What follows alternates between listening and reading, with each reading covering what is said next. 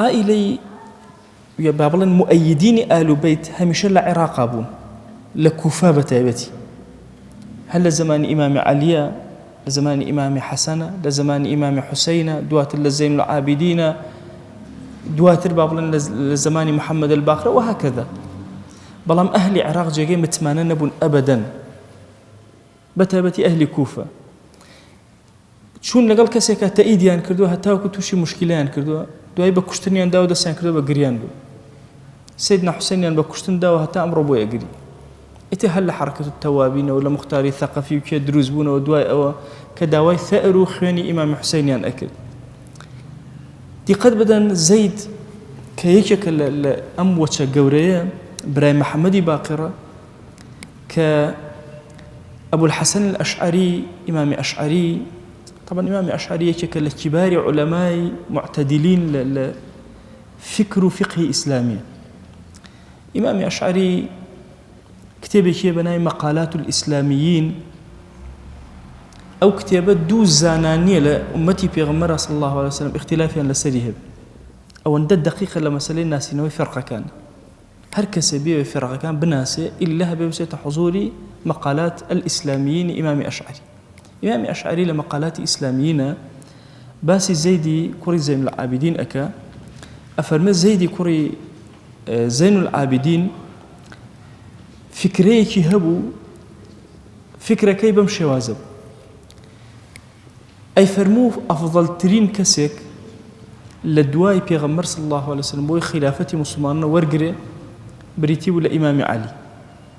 بلا مسلمان شوريان كر إمام أبو بكر ين هلبجار إمام عمر إمام عثمان إمامتي هرسي كان دام زرا بويا فكري هي زيدي كوري زين العابدين إمامة المفضول بوجود الفاضل أو الأفضل أفرمي دروس كسك مفضولة با كسك رتبة لا إخوة جورتره كسك ترك لو رتبة شي كم تربية أقربوا بأمير إيمان داران هر دروس بويا فكري زيدية لنا والشيعية كأستا أي بسن زيدية كان مثلا ليمن لكوي أصلي فكرة كبمشي وازبو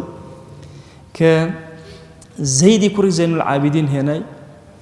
كأوابو أفضل ترين كزل دواي بيغمر صلى الله عليه وسلم بريتي ولا إمام علي بلام خلافة إمام أبو بكر إمام عمر إمام عثمان هرسي كان دامزرا وأوانا أهل فضل وقورين لنا وأمته وبهيش شوازك الرئيبة عصمتي قورة بياوة كان نبوة ودجي عصمت بوة أم دو خالة زور قرنقة لباسي زيدة أقاتان ليبي شكا الزيدية كان لدواي أو فكرة كان قوري أصلي زيدي فكري زيدية كان أبم شوازيك للزيدي زين العابدين وهاتوا أيش أويك جواز تولية المفضول مع وجود الأفضل أو خالية كما كإمام أشعري باسيك دوميان عدم العصمة هيج كسي معصومنية إلا بيغمبران نبن عليهم الصلاة والسلام. بلام دواتر ورده أم فكرة قرآن كاري بسرها تا زيدي كان هاتن زيدي كان دواتر وتيان شوار دانا طبعا أئمة 12 ألين دوانزة إمام معصوم أو أن ألين شوار إمام ألين فاطمة لقال علي لقال حسن لقال حسين أم شوار معصوم هيج قناهي كان نكردوه هيج قناهي ناكن بينما فكر أهل السنة غير بيغمبران عصمة النية. طبعا زيد عينا وكو هرشنا محمد باقر زور أمش قاري أكا كاعتمال لسر أهل كوفة داننا بلام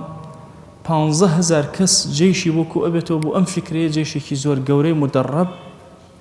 لأهل كوفة ولقل يا أبن وبيعتي بيدن وبشتي أقرب بلام دواتر كورده جنگ قرب أبيتو جار بجار أمانة دور أكونه ولا زيت حتى وكو أوانيك خوان بشيعة أزاني خوان بآل بيت أزاني خوان دفاعك لو أزاني همويان لي دور كوتنوا يكمين كس كناوي وشي رافضي بكار هنا أو لقرمي جنگك أمانة وتيان توتشي الله سبارت بإمام أبو بكر وتي إمام أبو بكر وعمر برساري أم دوانيان ليكر فرمي هردو كان دوانا لو كسانيك صداقته ورفاقتي في غمر صلى الله عليه وسلم لثماري بهشتيان خواردو أوان وأوانا أهل فضل إمامتيان دامزرا لسر أمام مجموعيك زور لتشيع وشيعة كان لي جابنا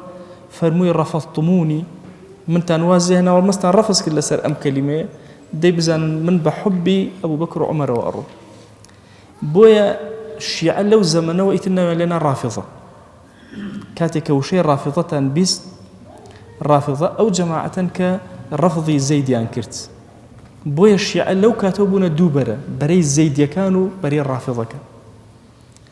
بري أهل السنات كدواتر الشيعة إسفادي لك جعفري صادق أو أنا هرمابون